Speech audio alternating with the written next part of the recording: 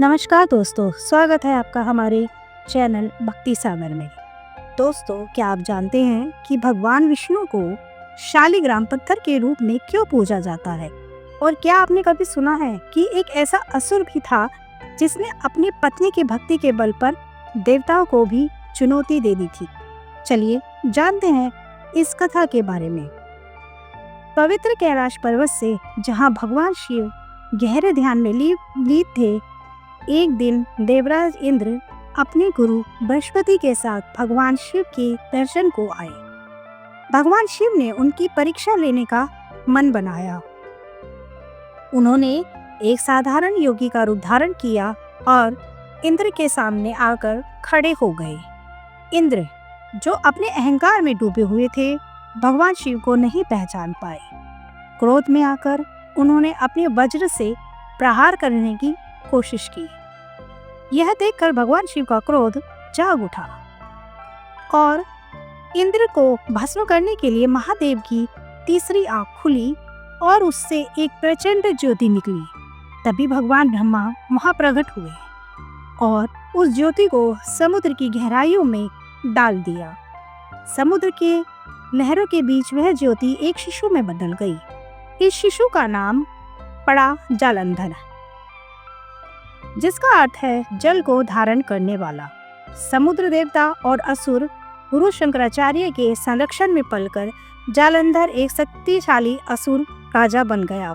जालंधर ने अपनी शक्ति व अपनी वीरता और क्रूरता से तीनों लोकों पर कब्जा कर लिया और असुरों का सम्राट बन बैठा। लेकिन उसकी इस अजय शक्ति का रहस्य छिपा था उसकी पत्नी वृंदा में, जो असुर कालनेमी की पुत्री थी।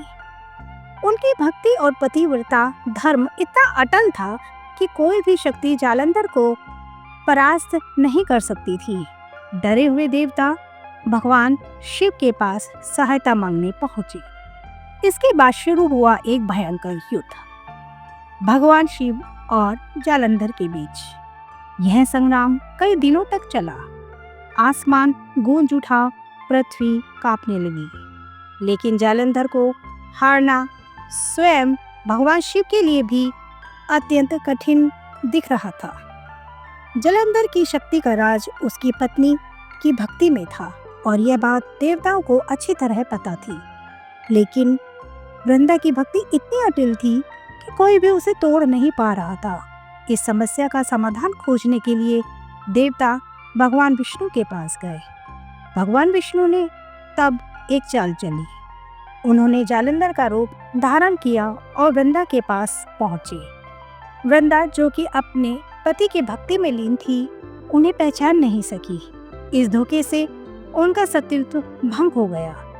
उसी क्षण जालंधर की शक्ति क्षीण हो गई, जिससे भगवान शिव ने अपने त्रिशूल से उसका अंत कर दिया। जब वृंदा को इस छल का पता चला, उनका हृदय टूट गया।